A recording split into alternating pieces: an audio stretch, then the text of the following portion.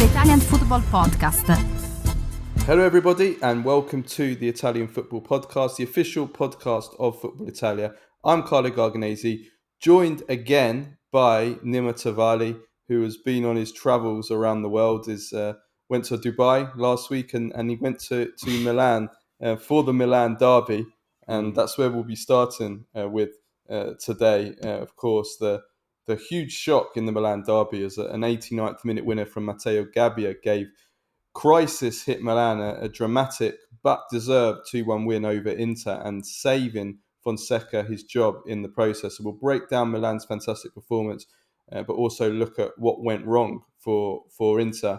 There was another huge game at the weekend, Juventus against Napoli, which finished 0-0. Much less exciting as defences dominated in a game of pretty much no chances at all. And the biggest talking point is, again, Dusan Vlahovic, who had another horror game and was hauled off at half-time. Is it now time for Juventus to start thinking about giving up on Vlahovic? There is chaos at Roma, despite beating Udinese 3-0 on Ivan Juric's debut on the bench. The Roma CEO has resigned in the aftermath of the Daniele De Rossi sacking amidst what some are calling a mutiny. It's been absolute chaos in Rome. And also the Friedkins are also buying Everton Football Club, which doesn't help things either. Atalanta game has been postponed due to some crazy rain in Bergamo. And we also have a shock leader at the top of Serie A. And we'll have our usual bad joke preface and Serie A-ss of the week. For all our first-time listeners, this is our free weekly episode that we usually do every Monday, reviewing the weekend Serie A action and all the biggest talking points in Italian football. If you want to support the Italian Football Podcast and receive all of our content that we do throughout the week, including our weekly Q&A episode every Tuesday, where we answer all of the questions from our patrons, plus the weekly Thursday midweek review show, plus interviews, post-match reaction, and much, much more, then go to patreon.com/TIFP and become a subscriber for just $2.99 a month plus VAT. You can also sign up to be a paid subscriber on Spotify. I'll provide the link in the description. It's the same price and terms. And for all of you that do listen on Spotify, Apple, and iTunes podcasts, we'd really appreciate if you give us a 5-star rating, give us a follow and a like. And we're also now on YouTube as well. Give us subscribe to us there. We're really starting to grow a nice following there. All of that really to help us grow and do more quality content for you guys. Okay, let's get into today's show. So, the Milan Derby, I already did a post-match quickfire reaction on Sunday evening, but let's now talk about this with Nima back. Nima was at the Milan Derby, so we will get a lot of insight from Nima. But let's first of all talk about this from the Milan point of view, because this was really the big narrative going into the game. The fact that Milan were in crisis, they'd had a disastrous start to the season, they'd just been destroyed by Liverpool in the Champions League. And more importantly, Paulo Fonseca was on the brink of the sack. It was unanimously reported by everyone, really, in Italy that Fonseca would be sacked after this derby if Milan didn't win. In fact, there was even some that reported that even if Milan did win, that Fonseca would be sacked unless they put in a really great performance. And they did put in a really great performance, and they did win, and Fonseca has saved his job, Nima. Yes, he has, because what we saw from Milan was a complete team performance over 90 minutes and at a time. They stuck to their game plan. They managed to execute the game plan that Fonseca had put to them. And they managed to do so brilliantly, even though there were periods when they suffered in the game, especially in the first half after when Inter equalized, and some parts in the second half. They managed to ride out the storm by sticking to their game plan, sticking to what they've discussed that they were going to do. One thing that they did, which was very interesting, was that they did play a 4-4-1-1 with Morata dropping deep to help out and create numerical advantages in the central of midfield to Inter's 3, or with the two wing-backs 5. Because when they did that, they together with Leao, Pulisic on the wings, who inverted a little bit. You have Royal and Theo coming in, as well as Morata dropping. There were always passing lanes for for Milan's midfielders and defenders to pass through, and Inter were not switched on and weren't as energetic and well, they looked how we're going to get to Inter, but they weren't able to match that. And so basically what happened was that Milan were able to just play through Inter and nullify Inter's passing lanes and also passing game. It was masterfully executed by Milan, and that kind of a performance shows that the team is united behind Fonseca, that he hasn't lost the dressing room, which is very important. That's the only time you really have to sack a coach, is when you feel that the players are no longer responding to the coach. But they did. They really, really did. And if you remember, I said so on this podcast, and I've said it all week, that I did not think that Inter, my feeling going into this game was that it was going to be a draw or a Milan win, for the simple reason that Milan's backs were against the wall. They were in complete crisis. You know, when you were in Milan, the only thing everybody was talking about was, you know, Milan fans as well as Inter fans, was basically what the hell's going on at Milan. Finding Zlatan Ibrahimovic cringe after that Boban interview, where they were like, this is not how you behave as a director. And of course, the rap battle between Fedez and what's his name, who everyone is saying is a fake PR trick. But those were the conversations being had going into the derby. No, it's when you look at it, like if you take on this game in and of itself, and the way that Milan handled it, the way that the changes that Fonseca made, everyone who came on knew what they were doing, and everyone who came on continued to execute the game plan. I thought immediately when I saw the predicted lineups from the day before, 4-4-1-1, was just, I was okay. This is going to be difficult for Inter, because it demands that Inter have to run more. It demands that Inter have to move more. And nothing so far this season has suggested that Inter are physically able to do just that. And that's exactly what happened. So no, Milan won deservedly. They created more than enough chances to win 3-1 or even 4-1 if we're honest. But poor finishing, best exemplified by Tammy Abraham and Noah Okafor, ended up being, allowing Inter to still be in the game until the very end, because this was not a good performance by Inter at all. They looked very sluggish, very slow. But no, well done Milan, and it's good for the Milan derby, because if you look at it from an objective point of view, the Milan derby was, it was a very strange atmosphere. I've been to so many Milan derbies. I've never felt anything like it. It was, Milan fans were very quiet. Inter fans were too relaxed. And that changed the dynamic of the derby completely going into it. Sure, at the stadium, you're always there. It's always going to be a fantastic atmosphere. But the build-up towards it was not like the usual ones. And I think that's because Inter have won so many derbies in a row. Six in a row. And could have been a record if they had won the seventh. Now, that's out of the way. But more importantly, from an objective point of view, what's good for the derby is this derby needs the spicy talking points. This derby is built on both fans being confident going into a game. There was none of that. Milan fans were quiet, and Inter fans were relaxed. And that's not good for the dynamic of the derby. And the fact that you have two local lads, one of their own, scoring in the derby is even more important for me, Di Marco, Gabbia, because it allows the city of Milan to identify closer with the derby. Because it's always going to be an international affair when Inter and Milan play. But for the identity of the derby in Milan, it's important that you have local heroes that play protagonist roles in this derby. And as such, now this result breathes life into the derby. It's like a jolt of energy right into its heart, because it was becoming a dead affair. It was becoming like Manchester United versus Man City during the Alex Ferguson years. That wasn't a derby. That was Manchester United playing a shit team. But here now you have the spiciness of the derby back, and that's for the derby itself, the Milan derby itself. This was very, very important to kind of breathe some new life into it. And talking about breathing new life, I mean, breathing new life into Milan as well. I mean, I don't want to go over and repeat everything that I said in my post-match reaction about the formation, the 4-4-2 formation, and how that worked so perfectly. The fighting spirit of Milan, the mentality, how they played as a team.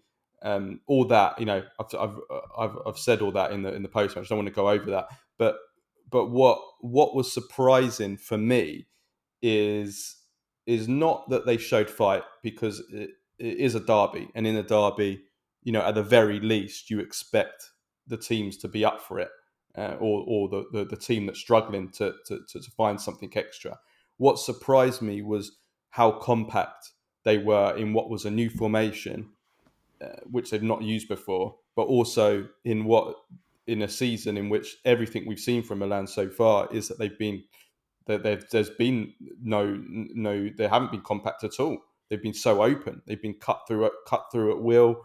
There just has been no structure to the team, and we saw all of that in this game, and that's what surprised me the most I in have this to say, game. well, what impressed me the most is kind of connected to that, and that is the fact that Milan's press was so intelligent.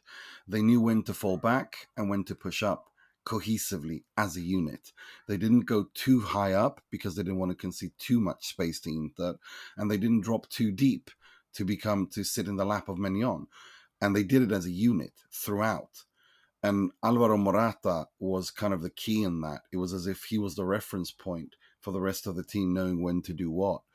And that's the hardest thing to do. And they did it. They executed that part masterfully. And it was very interesting to see how they handled situations when they were in trouble, which they weren't too many times in this game, but there were occasions they were. And the way that they handled it and bounced back, and everyone knew what they were doing.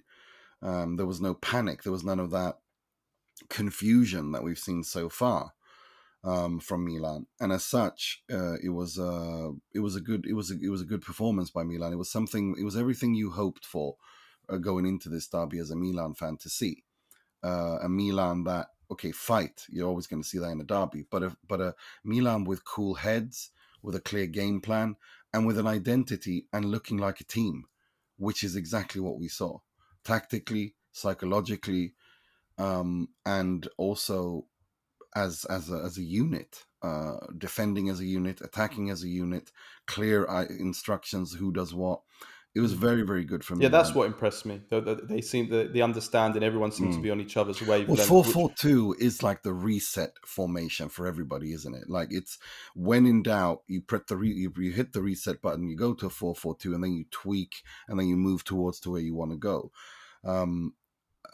I when I was watching that, because when you're in the press stand, you got an excellent view of the entire pitch, and you could tell that Milan without possession were in 4-4-1-1.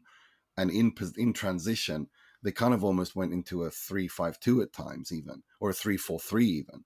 But they knew they never got lost in the formation, and they never got lost in these transitions. But they were excellently balanced.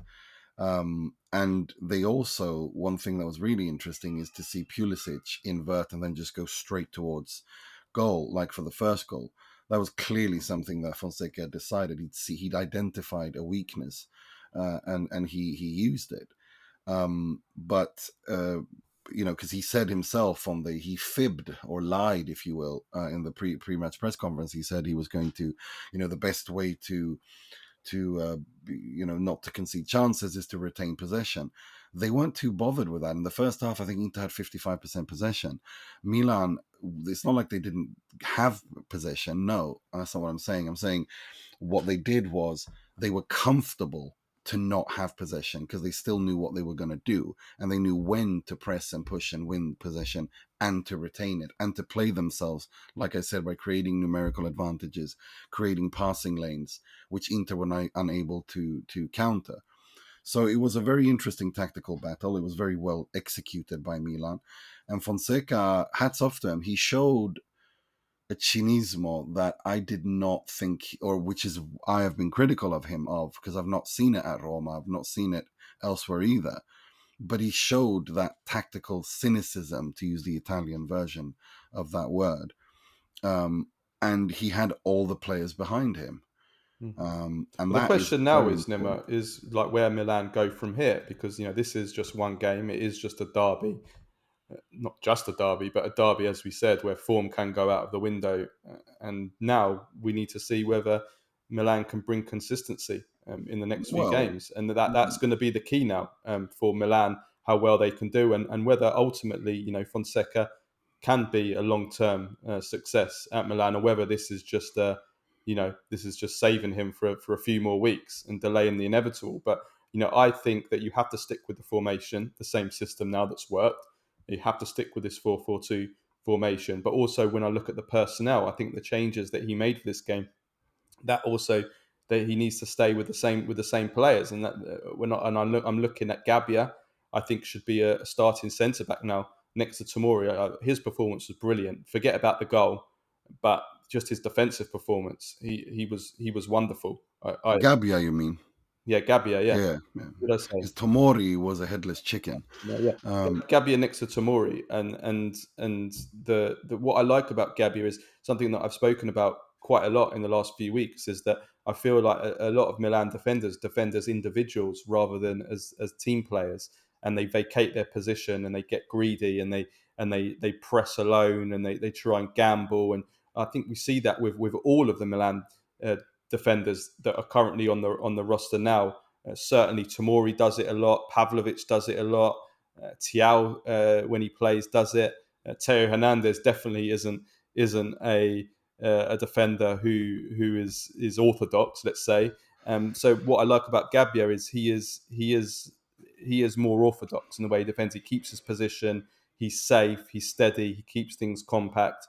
And I think Milan need a defender like that in their back four, especially someone next to Tomori, somebody that can just kind of be a calming influence next to Tomori. well, And Gabbia is a classically schooled in the Italian central defender, in the sense that he's not a super defender or a world-class defender yet, or we've not seen anything to suggest that, but he's a classically schooled Italian central defender in the sense that he provides that calm, that defensive calm mindset.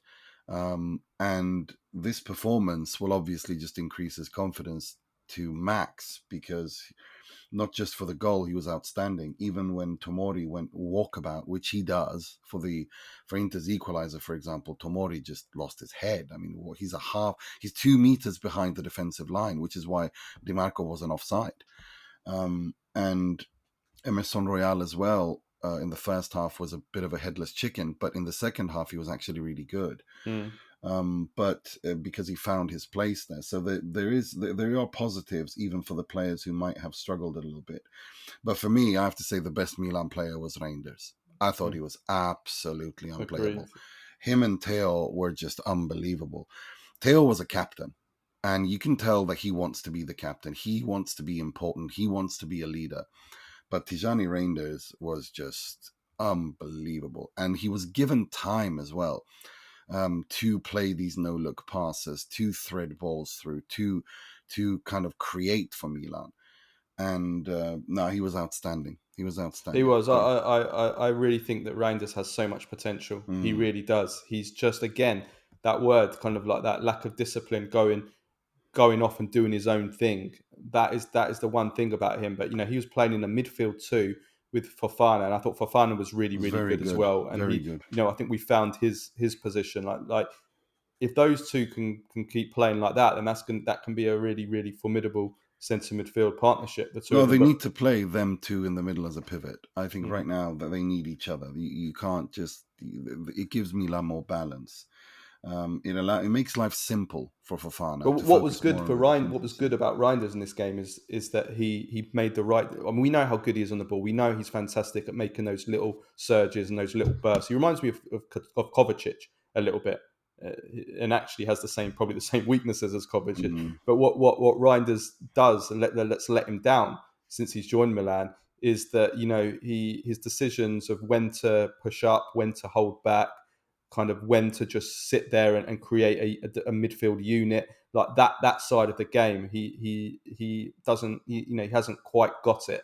Whereas in this game, he was perfect in that sense. When he had to sit and hold a compact duo with Fofana, he did. But when he had to make those little bursts forward, he went on one amazing run in the second half, slaloming run. When it was the right time to do that, he did that. He was absolutely brilliant. Also helped by Morata kind of dropping in as well into midfield, which he did with Spain as well yeah, at the Euros. I thought that was help that stopped Milan from getting kind of over, because obviously overrun Inter in had a midfield. 3 to Yeah, Milan's 2, and but that stopped that's the that from thing, happening. though.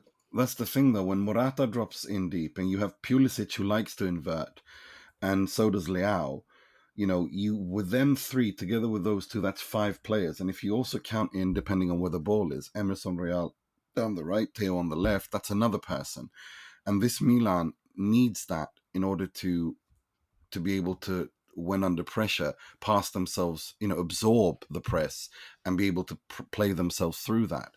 Um, so Fonseca saw that, and he got them executing that, and that made everyone kind of calm down. I think he's really handled himself really well through this first crisis. He's done everything right. He's been a calming influence. He's tried everyone to kind of take away the pressure and build the team spirit and build the team around it, and it seems to have worked.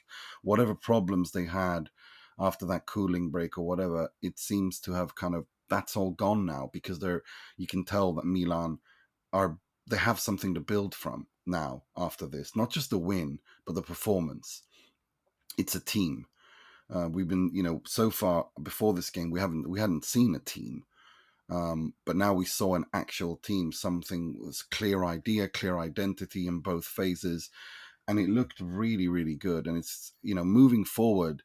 Look, I think already against Venezia, they were showing signs of this. Um, I think Milan will. I still don't think they're going to challenge for the Scudetto by any stretch of the imagination, but I do think that this gives them some breathing room and breathing space, and above all, time to continue reaching to where Fonseca wants them to go, which is the next step. He's not going to play a 4-4-1-1 until the end of the season, but he is going to try. He's going to try to move towards a more 4-3-3. That's what he wants to do, and he will move towards that, because he just needs the players to find their confidence, to believe in what they're doing and find their feet, and then slowly move towards to where he wants to go. And I think now they've got Lecce at home. They've got Lecce at home, Fiorentina away, and Udinese at home. And I mean, 7 points is not unthinkable from those 3 games. And of course, you got the Champions League against Leverkusen as well. So no, it's not unthinkable that Milan, Yeah. will. And after all that, they're level with Inter on 8 points and only 3 points off the top of the table. So, we're talking crisis now. There's no need to panic if they can kind of get on a little bit of a run. They'll definitely be in the mix. But let's move on to Inter though now, because as I said in my post match, it does take 2 to tango, and as good as Milan were, Inter were unrecognisable. We sat here after that performance against Man City at the Etihad, and just we praised Inter about what an incredible performance, what a tactical masterclass it was from Simone Inzaghi, just how good everyone was. I mean, this just didn't look like the same team, same Inter team, and then Inzaghi had a horror show himself. I mean, what having been there at the game, what went wrong, or No, it was what went obvious. right? What went No, right? but no, what went wrong is that Inter's physical status after this pre-season, the one where they obviously worked harder than they've done before, more intensely, which as a result, you have Çalhanoğlu, Bastoni, Barella all having muscle issues, muscle fatigue issues. You've seen other players struggle. You've seen, this was a step up for Lautaro given previous performances. Di Marco looked better, which he hadn't. He even played 90 minutes. But the issue is that they still look like a team that is 1 week, 1 week post the preseason retiro, and that is a problem because that means that they're not match fit in the sense that they're not 100% in their fitness levels, and they look tired, devoid of energy. They what the mind wants to do, the body fails to because of lack of energy. And you could see that time and time again against Milan in the derby. They wanted to create their passing lanes. They wanted to do what they always do with the positional shifts, but they were just too tired. They were too gassed. And that is a hangover from the preseason. Now, there's no crisis at Inter. It'd be ridiculous to say that there was, because if we're perfectly honest, if we look at the Serie A table, no one has started the season flying from the blocks. Napoli at 10, Juve at 9, Milan and Inter at 8. Torino's first top spot with 11 points. So there's no crisis. No one's going to dominate the Serie A, as we both predicted. It's going to be much tighter this season. So there's no crisis. But I think Inzaghi, as he correctly said after the game, and Lautaro said as well, they took responsibility. It is they need this. They need, the players need to be rested into form, and that's why he gave them the day off yesterday, Monday. They need to rest. That's right now. This isn't a structural problem. This is not a mental problem. This is not a tactical problem. This is a energy problem, and the only way to do that is to rest yourself into form. As many athletes will tell you, that they do their preparation, but then they also have to hit that physical peak. They also need to rest themselves. They need to find that right balance. They're not in a position to play 3 games a week and perform 3 good games. Monza, we saw something similar to what we saw against Milan. City, they were good, but against Milan, they were again back to the how they played against Monza. They look tired, and Barella and Çalhanoğlu are so fundamental for Inter that when they can't perform at their maximum, Inter struggle. Mkhitaryan should not have started this game. Can I just stop you on the tiredness thing? I just want to expand on the tiredness angle, because I think there's a few interesting angles to this. First of all, picking up on what you've said, and I've seen a lot of people saying, I was listening to Uncle Sharma, who filled in for you last week on the pod, who was talking about this on his YouTube show as well. Like, the thinking behind this extra intense pre-season for Inter is to make Inter more ready for what's going to be a longer season. Yes, exactly. It's the longest season ever. It's a 10.5 month long season with a Club World Cup at the end. So the thinking is that by doing that, you're going to get the rewards later in the season. Later in the season, yeah, exactly like Conte, when how he cooks his player in preseason, and all Conte teams look a bit sluggish in the beginning, and then they get going. But of course, Napoli have 1 game a week, so that's not an issue. Whilst Inter have 3 games a week, and they pretty much have 3 games a week all season. Luckily now, Udinese isn't until Saturday, so they do get, they're not playing every 3 days. They do actually get a couple of days extra rest. But after that, it's games every 3 season. And so now he needs everyone to rest themselves into form. And I mean, listen, look, neither of us are fitness, fitness coaches. I would love to have one on the show to explain the theory behind this thinking. For me, having been a player, not on this level, but for me, I don't quite get the theory behind it, to be honest with you. Why go extra intense? Why would that help you later on if you're getting more injuries early in the season? Because how can that be a help anyway? It doesn't. For me, when you've got such a loaded season, rest would be better, I think. But well, preseason is when players build up their strength for the entire season. I mean, everyone says that's why preseason training is like it is. I mean, Zeman used to drive everyone insane. I remember Totti talking about how preseasons with Zeman were the worst things he's ever done. He just, that's when footballers build up their strength for the. I know build that. up their I physical understand that states for the. completely, Nima. I just mean the fact that there are so many games, and we're coming off a season where there was no rest at all, or not just 1 year of no rest. It's been, like we've said on this show, 4 years of no rest. I mean, Rodri, who's now done his ACL, ironically, was talking about strikes because the players should go on strike because there's so many games. For me, yeah, I don't know. We'll see. Time will tell. I would love to know from a fitness coach or from an expert, the theory behind it, especially in regards to modern football, because we know this has been a thing in Well, this Italian is how football. they've But always done in the in Italy, past. yes, in Italy they're famous for that. The ritiro, the driving them to death. It's famous. But in modern football, I don't know. Time will tell. I don't think, certainly what we've known from Inter is it doesn't seem to have paid off in these early stages at all, especially with No, the it hasn't. injuries and with the level of Well, if you look at condition the right now. injuries, well, that's the thing. If you look at the injuries, they're all muscle fatigue injuries. They're all fatigue injuries, and that means that they're not serious injuries. And it also, if I'd be much more worried if it were muscle tears or muscle, stuff like that. But it's not. It's muscle fatigue injuries, and that to me just suggests that rest is the key now. Rotation and rest. Yeah, agreed. And but also on that note about the players, is, well, Inzaghi's rotated heavily in these 3 games, and like 5 of the players that started against City didn't start in this game against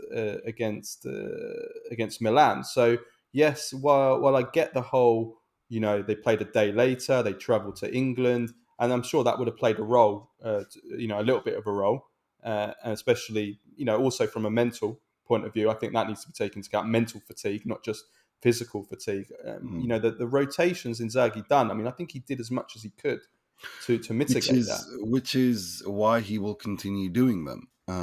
But the issue again is it's a fatigue issue throughout. Or the fact that neither Taremi or anyone else came on to attack towards the end when Inter were exhausted. That, it suggests to me that this was an Inter who are not, like, as a squad, they are not at physical mint condition. And I think his response to giving the squad the day off on Monday is very, very revealing as to what they feel the problem is. Yeah. The other physical condition point I wanted to make, Nima, is this: Francesco Acerbi's 36 years old. He played a brilliant game against Manchester City, and completely silenced Haaland, who had 6 touches in that game or something stupid like that. But it's clear he cannot play twice a week at his age, regardless of what your preseason was. You can't, not 2 top level games. It's okay if you're playing against Venezia and you win 5-0 and he just walks around the pitch for the whole game. You're talking about two really tough games. You can't play Acerbi, and he really struggled in this game. So I think Inzaghi needs to be a little bit smarter about his use of certain players when they probably can't play twice a week. That he Well, needs to be Acerbi's smarter. fitness tests and fitness levels so far show that he can play 3 times a week. He's actually one of the people in the squad who has the best results consistently in all fitness tests. Well, fitness tests are fitness tests. I'm looking at the matches. But yeah, well, so did I. I don't think Acerbi was bad in the Milan Derby at all. I think there were players who were. I don't think so at all. I think Pavard. I thought he looked were old. No, Mkhitaryan looked like a old age pensioner who should be rolled out in a wheelchair. Whilst he was completely late into every single situation. He was his reaction was late. His challenges were late. His passing was late. Everything was about one. Well, yeah, I said that on my post match. I seconds. said Mkhitaryan should not be a first choice starter now. Right now he can't be, because Zielinski, above all, showed when he came on that he's much more fitter. He's much more fresher, and so he has to start right now. There's no doubt about that. But for me, it's Mkhitaryan was a big issue. Mkhitaryan. I thought Mkhitaryan was the Inter's worst player. I thought Acerbi was really bad as well. He No, he Pavard got was roast. atrocious. Pavard was surprisingly bad. Yeah, he was No, surprisingly bad. I Pavard mean, was the same issue there. Acerbi is to blame for the first goal to a lesser extent. Well, Mkhitaryan obviously lost it in the first place, but then Acerbi, you can't. That's Sunday League. You cannot allow a player to just surge straight through the centre of your Well, the defence problem like with that, that. well, the thing is with Acerbi is he's not very quick, and everybody knows that. So when you come at him with speed, he will struggle, regardless of if he's playing 3 games a week or 1 game a week. That's just him. That's just his characteristics. The problem is that he shouldn't find himself in those positions to begin with. In this game. Now, of course, as I've said on this pod, there is an issue with Inter and the central defense because he ain't getting any younger, and they need to address that next summer. There's no doubt about that. But Mkhitaryan, that goal, I mean, the way that Pavard and Mkhitaryan just fumbled it throughout, making unforced error after unforced error, simple mistakes, reading the game wrong. That's not just a fitness issue. I think that's a form issue as well. They're not in form, either of them. And for me, I think Bisek has to start right now, and Zielinski has to start right now. Yeah, agreed. And the other point I want to make is a more of something that we've seen for quite a long time now, and that is Barella's fitness. Look, like, it drives me mad because we saw this in the Euros. How Barella can go from a world-class performance one game, and then a 3 or 4 days later just looks absolutely dead physically, just like he's Well, got he did nothing. came off because He's of the got nothing muscle. to give, and we've seen this for a few years now with Barella. We've seen many examples of this for Barella, for club and for country, and it's something that considering he's only 27 years old, it is something which frustrates me with Barella. How he can go from being an absolutely world class in that game against City, brilliant, absolutely brilliant, best midfielder on the pitch, and then 3 or 4 days later, he looks just like he's got nothing left to give it. And we see this with Barella a lot, where he just looks exhausted, and Well, that's that's why he came off. We found out later that there was a physical issue with him. That's why he took him off. And same with Çalhanoğlu and Bastoni. that's been my biggest frustration with Barella for a few years, ever since that, since the Conte Scudetto season. Well, Conte kind of killed him. Yeah. Played him every single game and burnt him out. But look, no, Barella had a physical issue. We know that, and they're pretty tight-lipped about it. But it's not a serious issue. But it's again, it's a fatigue issue. But we don't get enough consistent physical performances from Barella. We Well, haven't done it's for kind of years. well, I disagree with that. I don't think there's a problem for him to do that week in, week out. I think the problem is that when he's not, because of the fact his playing style is so ruthless to his own body, because he never stops running and he's everywhere. So that when he doesn't have the energy or the ability physically to do that, he just looks he does give hit and miss like this. But when he is in mint physical condition, he can go on for weeks. The problem is, of course, that many times in decisive moments for both club and country, this is shown, and so it becomes kind of a thing. But now we'll have to wait and see. I mean, I hope because again, Barella's Inter's most important player. Barella and Çalhanoğlu are Inter's most important players. When they tick, Inter tick. And one of the reasons why Barella, when Barella plays well is when he can, like this season, when he can play without shackles on his feet. When he has someone, he doesn't, when Dumfries is there, he's much more attacking. But Denzel Dumfries has no tactical intelligence whatsoever. And so Barella, time and time again in Derby, lost it on Dumfries. I saw it at least 3 times when he was yelling at him, going, "Why are you doing that? Why are you going there? Why are you passing there?" Whilst when Darmian came on, you didn't really see any of that. And you haven't seen that so far this season. But when he's played with Darmian, Barella's been very, very good. So that is also something to take into consideration. But Look, I think, as I said, as I tweeted out, it's way, way, way exaggerated to talk about a crisis at Inter. No, I don't think anybody would talk about that. There are concerns and alarm bells are ringing in the background. One last alarm bell before we move on to Juventus. Lautaro Martinez still hasn't scored a goal this season. Yeah, I actually thought he was a little bit better in this I game. thought this was a step forward. Yeah, I thought it was a step forward, but he still hasn't scored. Is that something that No, I we mean, should? look, he's always going to be a patchy striker. Like, I'm not. Like, I saw a stat that he has one goal in his last 17 games. I haven't double checked this. He's got one goal in his that's last absolute 17 games. nonsense. People who say that are stupid because you cannot. The Serie A season is 5 games old. In between last Serie A season and this Serie A season, you had a Coppa America. Yeah, he was the top goal scorer of that tournament. Like, this is a ridiculous notion of going back across seasons and doing and reporting some sort of factoid that is completely irrelevant. Yes, he hasn't scored in the Serie A. That is empirically true, but it's not one in the same season. It's not 17 games in a row in one season. There was a Copa America and a 3-month break between those two those games. So no, it's that's just these stat nerds who just read off Wikipedia like robots without drones, without using their brains, just annoy the shit out of me. But no, there was a Copa America in between those games where he was the player of the tournament and was the top goal scorer. So no, and it was the previous season. Now the problem with with Lautaro has been, as he said himself in the post game, was that he is physically, he voluntarily ended his holidays earlier because of the injury situation. Nobody asked him to, but he took responsibility by doing that. But the problem is that after having played the Copa America all the way to the final, having won it, he didn't have proper rest, and he needed that rest. And now he's working himself back into fitness, and I thought he looked better. I thought he looked better.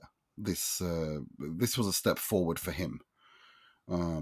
It wasn't very good, but it was a step forward, and that means that because he's also the kind of guy, you know how he is, Lautaro. He's a patchy striker, goal scoring. He will always be that. Once he gets into form and starts scoring, then he'll score 5, 6, 7, 8, 9 games in a row. We know that. That's just how he is. He's a little bit like Lukaku in the sense that Lukaku is like difficult to get going, but once he gets going, then he goes on a run. And Lautaro's a little bit like that as well. Once he gets going, he will. So I'm not worried. I would have been more worried if we'd seen another performance where he didn't move in the right direction. But no, it's. I'm not worried about him. I'm more worried about the general fitness level and the general tiredness of Inter as a whole. Okay. And against Udinese, we need a performance. And it's a difficult game. It's an Udinese who started the season really well, and they're and it's away at Udine where Inter traditionally struggle. Yeah. Okay. Talking about lack of goals, Juventus. Mm. Juventus against Napoli, which was a game that finished 0-0, and it was a game where there were virtually no chances at all. Defences won, attacks were non-existent. Listen to this XG from the game. Of course, this led to lots of Allegri memes. 0.31 versus 0.27 XG in this game, which is pretty mad. I mean, I thought, first of all, before we get to the lack of goals, two excellent defences. I thought the whole Juventus defence was excellent, especially Bremer, who completely took out Lukaku. And I thought the whole Napoli defence was excellent too. Buongiorno. Di Lorenzo was back to something like his old self in this game. I thought Rachmani was back to his kind of Scudetto Rachmani, especially on crosses into the box. He won everything. So first of all, defence is excellent, but we have to talk about Juventus's lack of goal threat and chances, and who is to blame and what is to blame for that.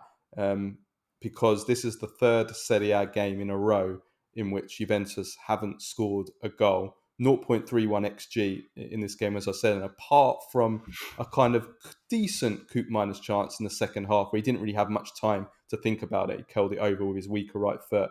That was it, really. They created nothing. One shot on target in this game. Look at these numbers, talking about stats. Last 3 Serie A games, 0 goals. Last 3 Serie A games, 5 shots on target for Juventus. Last 3 Serie A games, these are the XGs for Juventus. 0.31, 0.73 and 0.42. And Juventus are penultimate in Serie A, penultimate place in Serie A this season for assists and shots on target. So what is the reason for this? Well, I've spoken about this quite a bit already. In fact, I was the first person to call this out about Motta while everyone was getting excited, thinking that this was going to be free flowing and that all these new attacking signings. I said the biggest weakness of Motta is that his football can be at times a little bit sterile. Maybe sterile is the wrong word, but he has a game in which his teams dominate possession, dominate territory, control the game, but a bit like the way that Mikel Arteta plays with Arsenal is that he doesn't like his players to overcommit. He doesn't like to push too many men into the box, too many men out of their positions. What's called a rest defense, which means if you are to lose the ball while you're in possession, your players are in a rest defense, in positions in which they can't get can't be exposed and can't be hurt.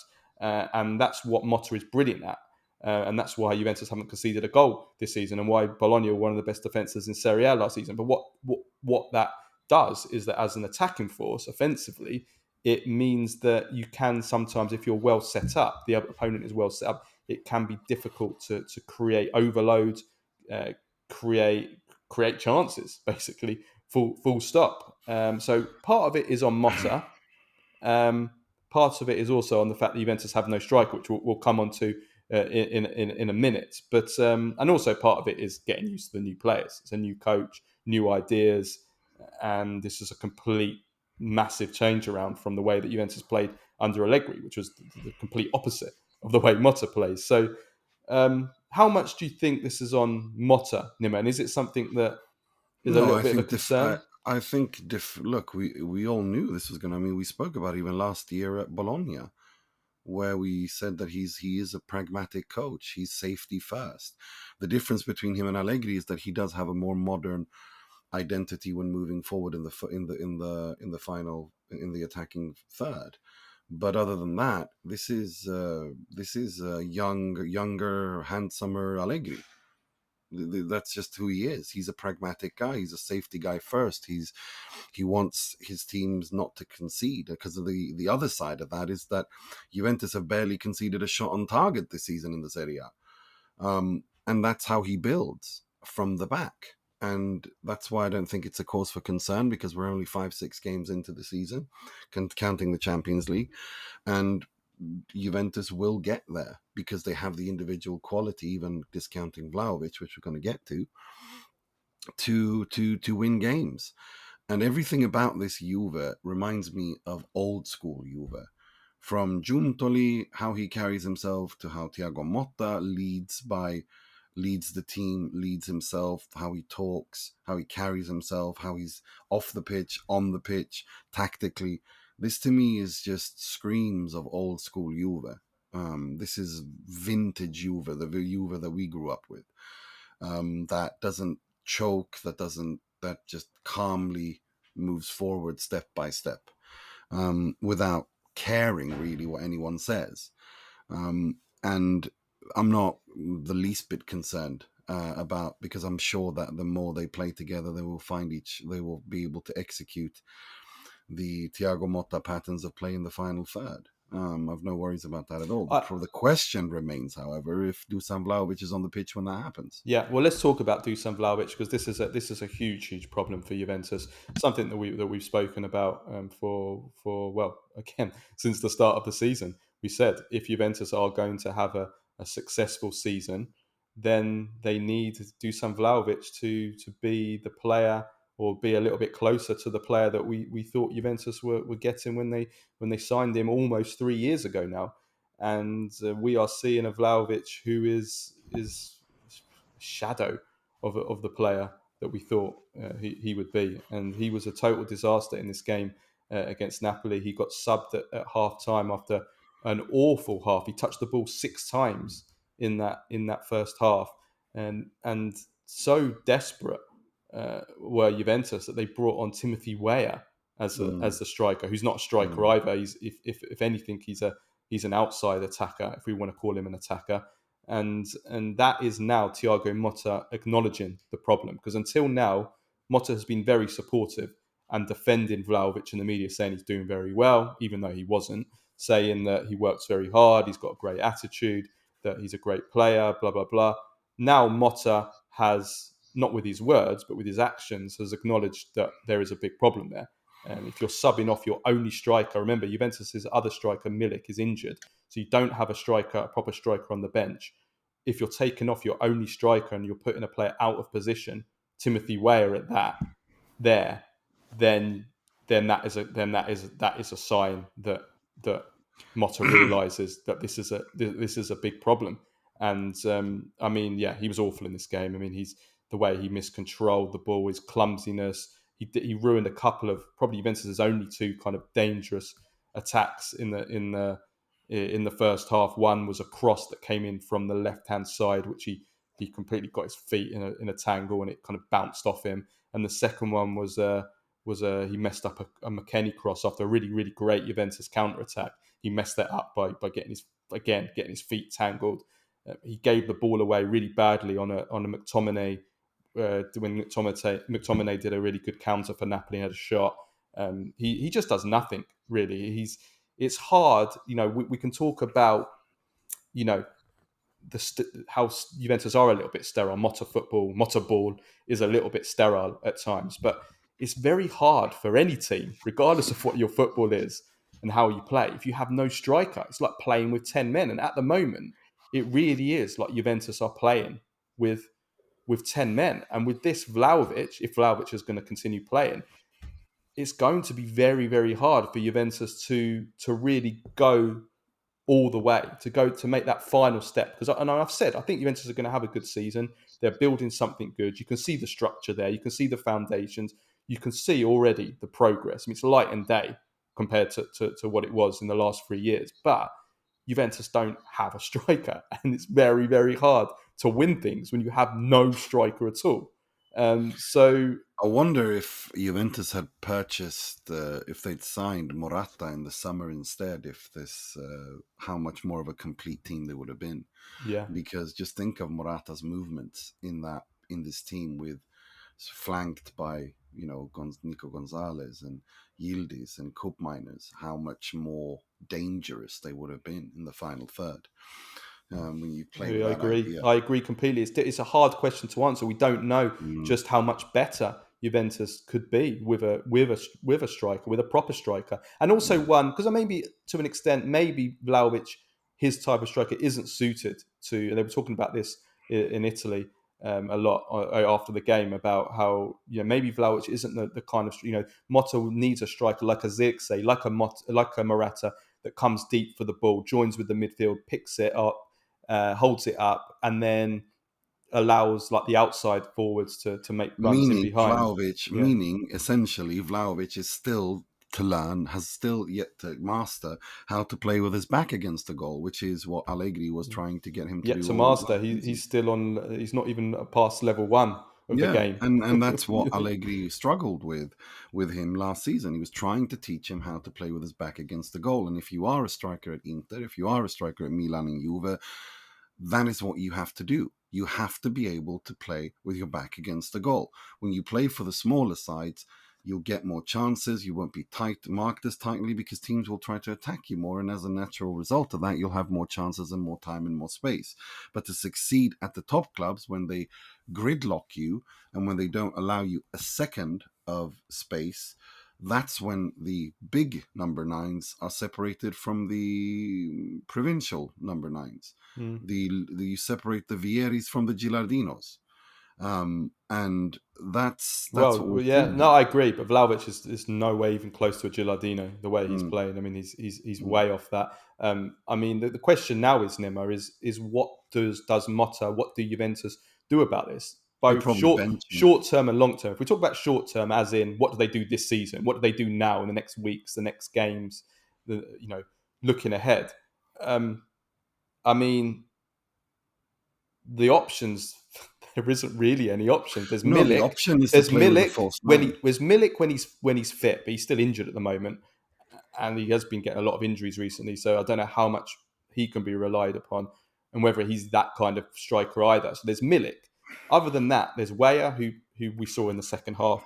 He's not up to the level required. Or, like you said, you play a false nine. You play either Nico Gonzalez. There's been reports, Tutor Sports reported on Monday that Motta's considering using Kenan Yildiz as a false nine. But then if you use Yildiz as a false nine, you then weaken yourself out on the left wing. And Yildiz has been really good so far this season. So you then, you play with Bangula, who's probably not up to the level, or maybe you move Nico Gonzalez to the left and you play Cambiasso on the right, or Conceição when he's back on the right. But you weaken your options behind you if you do that. Or there's Angele from the next gen, but I don't think he will be on the level. So you either do that, or you sign someone in January. But do Juventus have the money to do that? What would you do? What I would do is I'd probably try to play Mbangula and try to have a false nine and send a strong message to Vlahovic that this is Juve. Everyone is always sotto esame. You have to earn your place at Juve, and in order to do that, if you don't show it, then I think I'd probably look at now trying to sell him in January and reinvest that money in a number 9, because it will have been 4 years.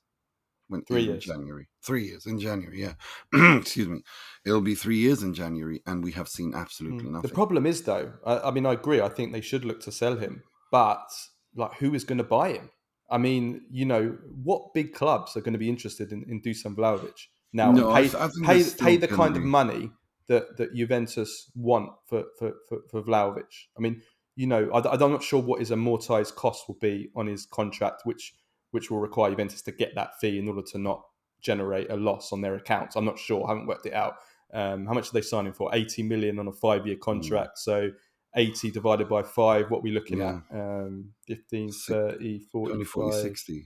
60 just over about 17 million a year. So you're looking at around 35 million is on his value on his contract. Like no, just over, because there'll be two. He's got 2.5 years left on his contract. So probably about 35. They need to make about 35, 40 million then to not generate a loss. Would someone pay that? Maybe, but I think. But when you've got to counter in his salary, he's the highest paid player in the league. He's on 12 million a year. We saw this summer, no one would pay 10 million a year for Osimhen. And Osimhen is a far superior player and a proven striker than Vlahovic was, and no one would pay that. Even the Premier League clubs are not able to spend these crazy figures at the moment because they're hamstrung by financial fair play, PSR. And when you factor in just how bad Vlahovic is, he looks way off even a 35, 40 million striker, and he's shown nothing to suggest that he can be. If Motta can't rehabilitate him, and he's like one of the best up and coming coaches, especially at developing players, then if you're Arsenal who need a striker, or Chelsea who need a striker, or the clubs that can pay that kind of money, would you pay that kind of money? I think they risk another Chiesa Dybala situation, in that no one's going to be prepared to pay the transfer fee or his salary, and he's kind of stuck there, and Juventus have a big problem there. And with Chiesa, they had to take a minusvalenza even because to get rid of him. So no, look, I don't think we're quite there yet. I don't think we're there yet, but we're approaching the vicinity of that area, because I don't think he spent the entire season. If he continues like this till November, December, I don't see him finishing the season at Juve. I think they will look to get rid of him in January even, because this can't continue like this. And they'll look to try to bring someone younger and fresher who works better. Ironically, like I said, Morata would have worked really well in this Juve, I think, which is funny given that he's been at the club and wasn't exactly very well appreciated by some fans. And no, it's an interesting. I agree. Let's move on though. First of all, Douglas Luiz didn't start again. Only one start behind McKennie now. I'm going to park that. We've got a question on that on the Q&A tomorrow, so we're going to answer that basically about is there a Douglas Luiz problem now? Is there they say in Italy a caso, don't they? They say in Italy, yeah. Caso Douglas Luiz. Caso Douglas Luiz, yeah. Like is there one? I think potentially there could be. So let's park that. We'll talk about that tomorrow. But in terms of positives, I am still remaining positive on Juventus because, I mean, first of all, the defence. I mean, another strong defensive performance. Even without Gatti, he was out 0.27 xG against in this game. Lukaku and Kvara did nothing. They cancelled those two out. No goals conceded this season in Serie A. Only one in all comps, which was an injury time goal when they kind of switched off against PSV. And so I'm remaining positive because, I mean, I think the comparisons to Allegri are a bit stupid because look, Juventus are playing like a big team now. They're playing like a team that wants to control games, that wants to be the bosses on the pitch, and you can see what he's trying to build. And there's the foundations there to actually build something when you play in this way. Yes, they're not creating much. That's a problem. And we know Vlahovic is part of the problem. And we know Motta needs to improve as well. That's part of the problem. But I think their foundations, the foundations look pretty good for Juventus. It's going to take time. There's still gaps personnel-wise. There's still weaknesses personnel-wise because you can't build a team, revolutionise a whole team in one market. So there needs to be a little bit of patience in that regard. But I'm still kind of remaining positive. Also No, because, Nima, I mean, we have to give credit to Napoli as well. They're playing a good team, and Napoli are a good team, aren't they, Nima? I mean, they showed in this game that they are definitely going to be there or thereabouts, aren't they, at the end of the season? no. I mean, for me, like I said, I think Thiago Motta is Allegri 2.0 in the sense that he's an updated, fresher version of Allegri with a more modern attacking approach. But when you look at Napoli and Antonio Conte mixing things up, playing a back four, playing McTominay as a number 10, which is something I never thought I'd say when covering the Serie A, but here we are. Napoli were good. And the fact that Napoli already are responding so well to Conte and whenever he makes changes, I was not expecting him to play with a back four. It was very interesting to see him do that. And they were so well balanced, Napoli. They were so. I didn't, Juve aside from Vlahovic, didn't look like they were going to create much either, because Napoli was so solid defensively. It was. I was very impressed by Buongiorno playing in a back four, which was a very clear message to a certain Luciano Spalletti. Rahmani was very good. Di Lorenzo was very good. No, it was an interesting performance defensively from Napoli, and I thought they passed this difficult first exam away at Juve without conceding anything really. Okay, they didn't create as much themselves, but I don't think that was the plan. I think this was just basically show that we can go to a difficult ground, hold our own, not concede, not be rash, but be disciplined, and just get the result, which they did.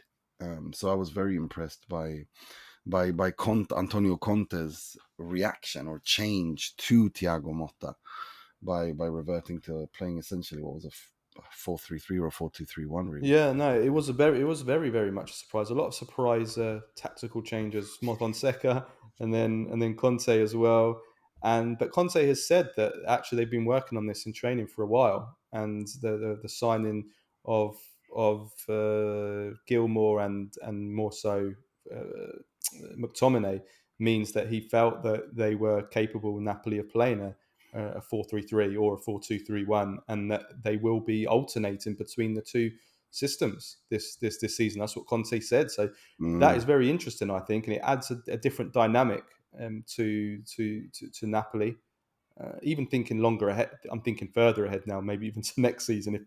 If Napoli are going to be in Europe, I think that would be important because I think that's been clearly a weakness of Conte, is that he has had maybe one rigid way of playing, and in Europe, yeah, sometimes you need to be a little bit more adaptable and flexible, I think. But I think it's going to be fascinating tactically now that they're going to have this other option to use, and I thought it did work well in this game. Certainly defensively, they look very organised, and everyone played well in that back four, including Di Lorenzo as well, and Oliveira as well. I thought was really good. The midfield was organised and compact. And McTominay, I thought for his first start, I thought he did pretty well. He had some good Yeah, me bursts through too. midfield. Let down a little bit by the final ball, but we know that's not his strength. He's not necessarily an elegant creator, but I thought he was powerful. He had one good shot in the first half, and I thought he did pretty well. The disappointment for Napoli really was the same disappointment as Juventus, in that they had nothing in attack. Lukaku and Kvara were disappointing. I mean, Lukaku was bullied by Bremer, which we've seen before, and this has happened obviously too much in big games in his career. But he did do well. What he did do well is defensive work, helping the defense, coming back, winning the ball, winning free kicks like in his own half. That kind of thing, which Conte loves. So overall, I think that Napoli and Conte will be happy. You get a draw away at Juventus this start of the season. It shows you're compact. It shows you're there. And you're ready, and you're staying in touch, and I think I think it's a good result. It really is a good result, given that they've got Monza at home, Como at home, Empoli away, Lecce at home, the next 4 games, and those are all winnable games. And I think they probably will win all of those. But then because immediately after that, they got Milan away, Atalanta at home, Inter away, Napoli, Roma at home. So they're going into their tough stretch as well. And it wouldn't surprise me if before they play Milan, they're top of the Serie A after the Lecce game at home. And I think that's kind of what Conte's banking on. Yeah, it's possible. You certainly don't want to let a Conte team open up a gap at the top of the table. Oh, because, God, no. because that's when he's at his best, isn't he? Leading from the front. Just before we move on to the chaos at Roma, just a little announcement that we, the Italian Football Podcast, have been nominated for Best International Podcast of the Year at the Football Content Awards of 2024. The Football Content Awards, for those who don't know, it's been dubbed like the Oscars of the football content industry. They do an annual awards ceremony where they have lots of awards, lots of categories. I think it's 34 this year, where they basically celebrate the best in the media, the online football media. They have lots of awards like best broadcaster, best influencer, best documentary, best football club, best content creator, and they do have best podcast or best international podcast, which is the category that we are in. So yeah, we're really happy and delighted to get that recognition. It's an award which is done 50% by fan vote and 50% by a group of judges, and so you can vote. So for all of those that are fans of the podcast and follow us and like the podcast, yes, please do vote for us. You can do so. We're actually posting an article on our Patreon page where we'll have links. But if you go to the Football Content Awards official website, which is footballcontentawards.com, you can add //voting. You can vote for us there, or you can also vote on Instagram, Threads, Facebook, and Twitter. If you go to the Football Content Awards Instagram page, Facebook page, you can just go to the post where they post about the best international podcast nominations, and you can vote for us on that post, or you can vote on Twitter by tweeting. I am voting in the @the FCAs for @Italian Football Pod. Just, use our Twitter handle in the best international podcast. But this will all be on our Patreon article. But yeah, that's just a little announcement. And the ceremony is in November at Tottenham Hotspur Stadium, and we are one of the nominations for best podcast. So big thank you to everyone who has followed us, supported us, listened to us over what's it been, 4 years now? So it's a nice little recognition for us there. Yeah, absolutely. And if you go on, you have to go to the post on Facebook and Twitter, Facebook and Instagram. And on Instagram, reply to the post @ItaFootPod, tag us there, and on Facebook, tag the Italian Football Podcast. And that's how you vote for us. You can vote for us once per platform, and so you can vote 4 times essentially: once on the homepage, once on Twitter, once on Instagram, once on Facebook, and once on Threads, if there's actually anyone who uses that. That's just that's how that who works. does use Threads? Does anybody use Threads? I don't know. I created the account, and then I went there like a week ago. I check it like once every 3 months, and it's like dead. It's like It's like Twitter, but even shitter and more boring. It's like without the drama. It's just boring. It's like God. But it's certainly not No, boring at Roma. It's been absolute chaos there in the last week. I mean, absolute madness. It's like the fall of the Roman Empire. Like everything is going on. First of all, De Rossi gets sacked out of nowhere. Then on the same day, Ivan Juric is hired. You've got some of Roma's senior squad members, including Pellegrini and Gianluca Mancini, who go and march to the club's offices, the management's offices, uh, about De Rossi sacking, demanding answers. And then you have the Roma fan base doing massive protests during the game against Udinese on Sunday. You had the Curva Sud, who were outside the Olimpico for the first half hour of that game. You then have the CEO, or let's say the now former CEO, Lina Sulloku, being placed reportedly under police protection due to all the protests and reportedly threats that she was getting. Then on Sunday, just before the match against Udinese starts, Roma released a statement confirming that Sulaku has resigned from her role as CEO with immediate effect.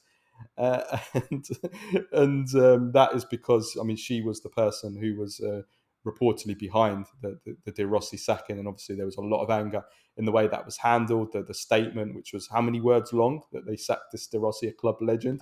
And then you have lots of tension around the club. You had Pellegrini being booed during the Udinese game, and then to top it all off, on Monday, the Friedkin Group, the owners of Roma, and announced that they've acquired to buy Everton, a majority stake in Everton, and it basically means that the Ryan Friedkin will be the person that will be following Roma now, basically the main man at Roma, whereas the other Friedkin, whose name is now Dan Friedkin's the dad. Dan, yes, Dan Friedkin will be Everton, the person basically running Everton, and now his son Ryan will be the person running Roma. So, oh, where do you And then, start with all that, Nima? I yeah, mean, and then they also released a statement saying that we want Roma to win trophies, and we took the decision to sack Daniele De Rossi because we thought it'd be the best thing to do in order to win trophies this season, and our commitment to Roma doesn't end with us buying Everton and blah blah blah. Look, they one thing about the Friedkins is that they have their own money. They're not a hedge fund group. They spend their own money. They're not afraid to invest, and that's good.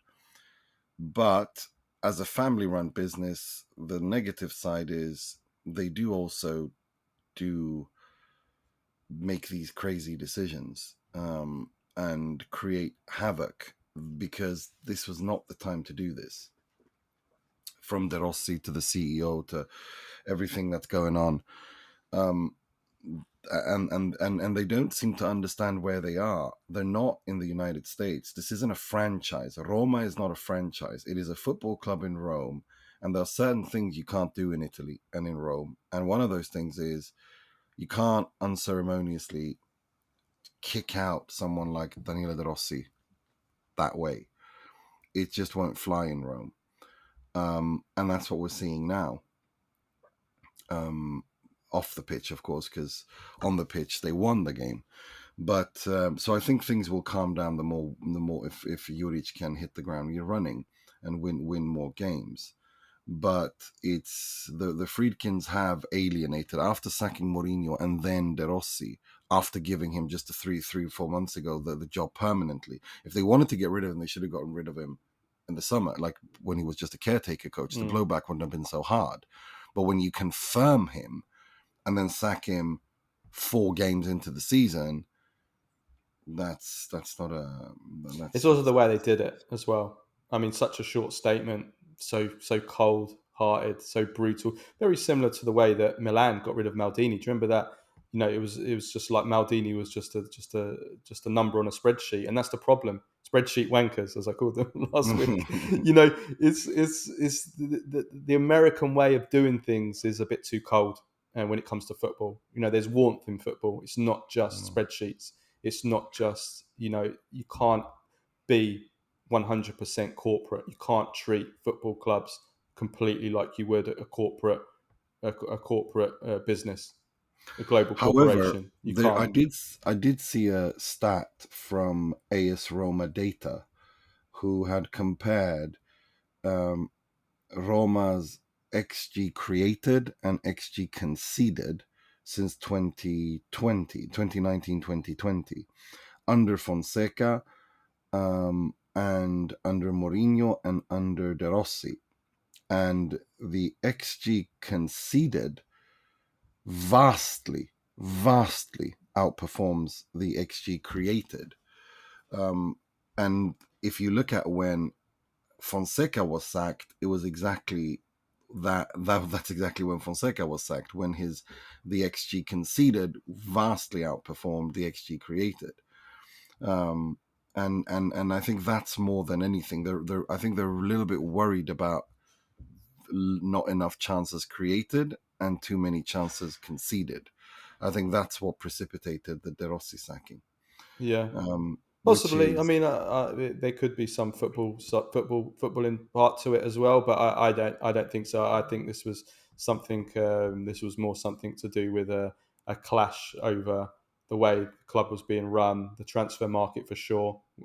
Which there's reports come out that De Rossi wasn't happy with the transfer, which is what I predicted last week as well. He wasn't happy with the mercato, and he also reports that De Rossi, this Sulaku, was trying to pressure De Rossi not to play Dybala because they didn't want his his clause in his contract to be activated, which would mean another year's contract. Obviously, he's on big salary, so they didn't want him to be played. Basically, wanted him to be frozen out, and De Rossi was unwilling to do that.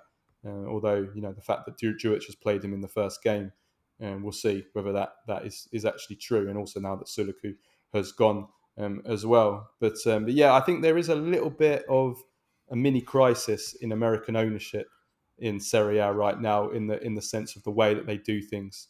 Milan, obviously, we've seen that crisis play out this season. In fact, Cardinale put out a statement as well over the weekend about this. And also, with Roma, also the TV rights shambles as well, which is maybe not so much linked, but it is a little bit. There is a little bit in the fact, a bit of a crisis in the idea of the influence of Americans in Serie A, and whether that's just how much of a good thing that is, or how they do certain things. And I think the situations at Roma and Milan illustrate that right now.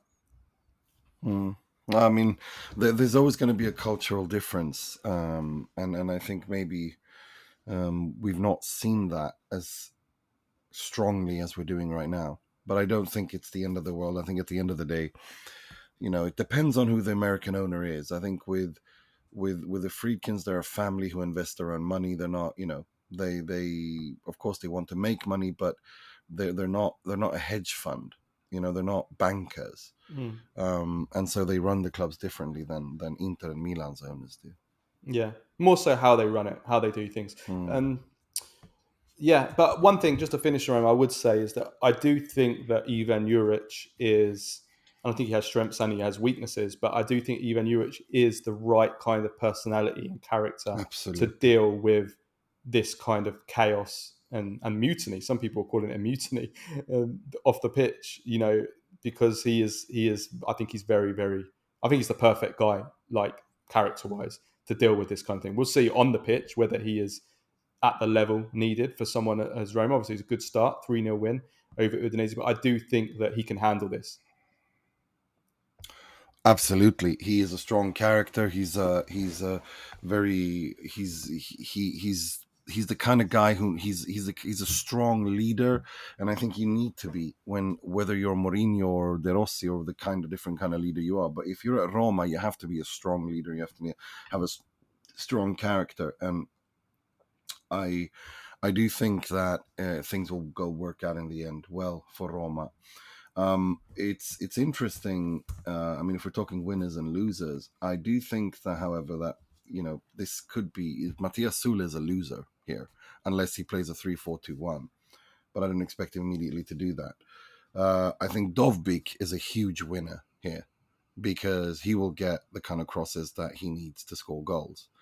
Dybala will play obviously as a number 10. It's so the biggest winner is Dovbyk, and so far I'd say the biggest loser is Matthias Sule, who's probably on the phone to his agent saying, "Get me out of here," if this continues. Yeah, well, it's just, again, I don't even put that on the manager. I just think that how do you possibly play Sule and Dybala in the same team? And that, again, it's down to the Mercato, really, less so the manager for me. I think that's always going to be an issue. Before we finish off with Baggio, Premface and Serie A-ss the week, I'll just read out the other results. Cagliari 0, Empoli 2. So Empoli are still unbeaten. Verona 2, Torino 3. Torino also still unbeaten. Great start for Vanoli. They are top of Serie A, which is pretty amazing. Crazy. Pretty incredible. Yeah, fantastic start. Venezia beat Genoa 2-0. They played a crazy game against Hellas. It was mad.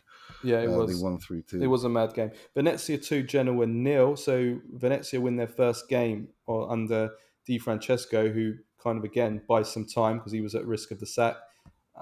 I do fear a little bit for Genoa. They just have nothing in attack. That's thanks to the sales of Goodmanson and who else did they say? Oh, Gretzky. And but we do wish our best of luck to Malinovsky, who had a horrific leg break. I've seen the pictures. I really wish I hadn't seen them. Yeah. Thanks, Uncle Sharma, for posting that one on Twitter. But that was we wish him the best. That was horrible. Lecce 2, Parma 2. Lecce throw away 2 points with 2 injury time goals. And then Fiorentina beat Lazio 2-1. Goodmanson comes on at half time for his debut. Scores 2 penalties. Yeah, scores 2 penalties. So There's been quite a bit of arguing over that, about those penalties as well from Lazio corners. They're not happy with some of those calls. First win for Palladino, and also a first win for Italiano as well, as Bologna win 2-1 at Monza. So it's very, very tight at the top of the table. 3 points separate first to 7th. Torino are top. Udinese are third. And then you've got Napoli, Juventus, Inter, Milan, all separated by a couple of points. Roma now also kind of getting back towards it as well. So it's very, very, very tight at the top of the table. Never is. It's 3 points between Inter in 7th and Torino in first. So it's still very early days. I mean, Marcello Lippi famously says the Serie A doesn't really start until match day 10. These are all preliminary rounds. And what we can say is I don't think anyone's going to run away with it. It's going to be tighter. And the teams are more evenly matched. And I think the big teams are also a little bit hampered by all the games that they're going to play as well. Yeah. Okay, let's finish with Baggio, Premface, and Serie A-ss of the week. So Baggio, I've got 2. First of all, Riccardo Calafiori, fantastic goal, curling goal from outside the area in the draw for Arsenal against Manchester City. Brilliant from Calafiori. Great to see. And then I've also got Leonardo Bonucci, who only made 10 appearances for Union Berlin last season before leaving for Fenerbahce. Obviously, he's now retired. He donated 10,000 euros to the GoFundMe of Union's under-19 player Berkin Aslanogulari, who is it's a very, very sad story. He's fighting bone cancer and he's had his leg amputated. And Bonucci donated 10,000. I saw that story and I thought that was really beautiful, considering he barely played for Union Berlin, barely has anything to do with the club. So that was nice. That's a good way to use your privileges and your wealth and whatever else. So I thought that was really, really nice. So best of luck to the player. We hope we wish you all the best. For me, the Baggio of the week is the moment of silence at the San Siro for Toto Schillaci. It was just surreal. The way just everyone went quiet and 80,000 people went quiet and then applauded. It was beautiful. Yeah, unlike the Serie A-ss of the week, to do him first, which was the Napoli fan at the Allianz Stadium who ruined the minute silence for Schillaci by shouting out Munez, which means like trash or rubbish in the Neapolitan dialect. I mean, what a complete idiot to do something like that. So he's the Serie A-ss of the week. And together with a few others, the Cagliari pitch was like a potato farm against Empoli, or sheep farm, because it is the region of sheep farming. And yes, against not only against Napoli, but against Empoli. I mean, it's just embarrassing. I mean, again, we talk about Serie A and why it can't get to where it is. I mean, there's just no excuse for that at all. You can't get your pitch. You have a pitch like that. Just awful, horrendous. So yeah, those are my two Serie A-ss of the week. Do you have? Yeah, it's like, I mean, what everyone was talking about in Milan was three things. It was the derby, Milan's crisis, how they're going to handle that. It was Tony F versus Fedez, the beef. Is it real or is it just a fake PR trick?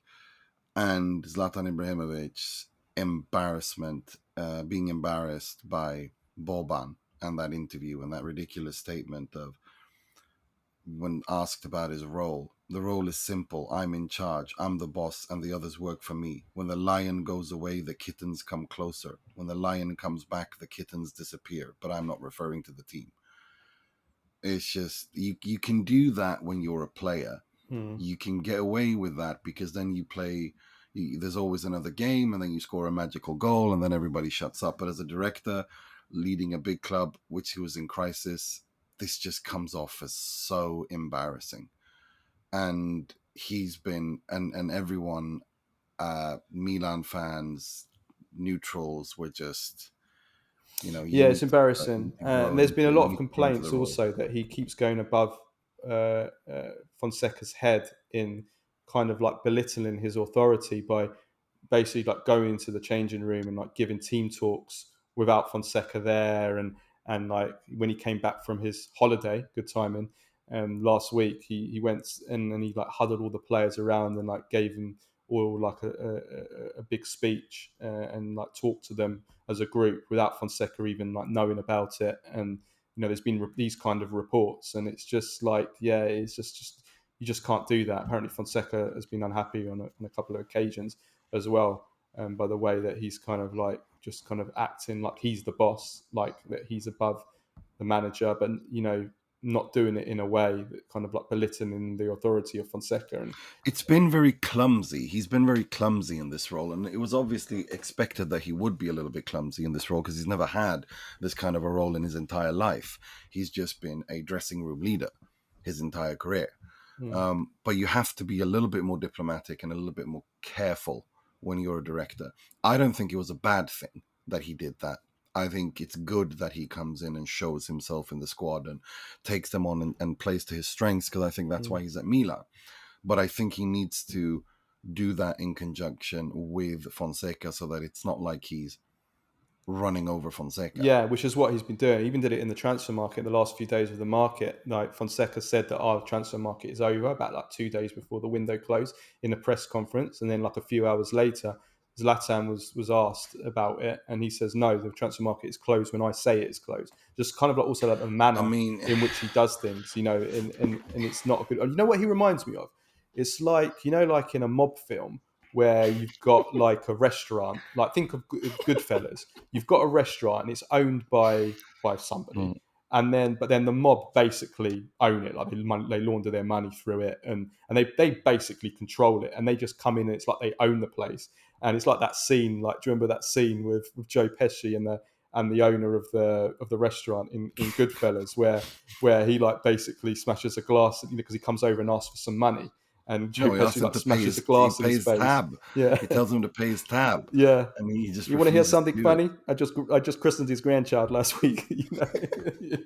That's Zlatan at Milan at the moment. He's like, like Fonseca's like trying to be the person that runs like that is in charge, and Zlatan is just like, I'm the boss kind of thing. No, but like, we know he always does that with tongue in cheek, and it works to a certain extent. But as a director of a big club, and especially a big club who's had a little bit who's going through turmoil, you have to be much more controlled and composed. And for the first time ever in Italy, he is actually being ridiculed in a way that is he's not used to, and I think he would know that. And I think he's very conscious of that fact, because when he's been criticized as a player is different. This is more his competence is being questioned, whether if he's right for the role. That's not something he's used to. But I think, there's always going to be teething issues. Milan winning the derby, the way that he kind of, Milan will get some breathing room. They'll be able to create some team spirit around the entire club and calm things down. But Zlatan needs to learn the dynamics and how the diplomacy of Italian football. Otherwise, it's not going to work. Yeah, I agree. Finish off on Prem face. So first of all, Joe Cole, who said that, and this was after Inter had drawn at Manchester City. God, it was so He cringe. he said that all the English teams will beat Inter comfortably, except for Aston Villa, will beat Inter comfortably. And he butchered all his words, didn't he, Nima, as he was saying that. No, he was trying to pronounce Chalanoglu, and he didn't, because Joe Cole can't pronounce anything that has more than one syllable in it, and it was just so cringy, and the whole thing was just completely cringy, and the way that he was asked, well, what, he was asked a question by someone, by the presenter. I can't remember exactly what the question was, but it was something like along the lines of, what would, why didn't City, beat, why were they unable to win, or, how would the Premier League teams, you say that, that they would all beat Inter, but how would they do it, or something like that. And he just had no answer, and then started waffling on about, trying to pronounce Chalanoglu's name, that he played a good game, but the usual, implying that none of the Inter players were getting to any of the Premier League teams, the usual nonsense, and then it went on to say that all Premier League teams would beat Inter comfortably, and it was just, Yeah, there was a couple of others around this game. First of all, they're called Football. I saw this yeah, on, I think it was, I don't know if it was Instagram or Twitter. it was Twitter and FTBL is Instagram. the account. I think I don't know what they are. They're some kind of No football account. idea. They've got quite a few followers. They did a post asking who was better between the Man City treble winning team and the Inter treble winning team of 2010. But then they showed a picture of of Mazzari's Inter banter team, which had like Jonathan and all these these useless It was players. so embarrassing. Oh, it was Like brilliant. Mazzaris, like Jonathan and Guarin, and I don't know. Oh, it was so bad. It was really, really bad. Palacios and all Palacios. these I like actually ran into him at the airport on my way oh home. Palacios. Yeah, Rodrigo Oh, did you? Palacios Does was he there still with have us. the little rat tail? Oh, yeah. He actually, no, he didn't actually. I looked and I didn't see it. Maybe no, I didn't see the rat tail. And he was there with like a million people, an entourage, and the entire Cagliari Primavera squad was also at Linate. So it was a busy day at the airport No, yesterday. that is strange. Oh, yeah, and finally, final one is the YouTuber who said that, again, I don't know who these are. That this was sent to me Mm. by Adrian. Sent this to me, and there was three YouTubers. It seemed like it was a produced show, but I don't know who they are. Who said that Villa Park is a bigger stadium than San Siro,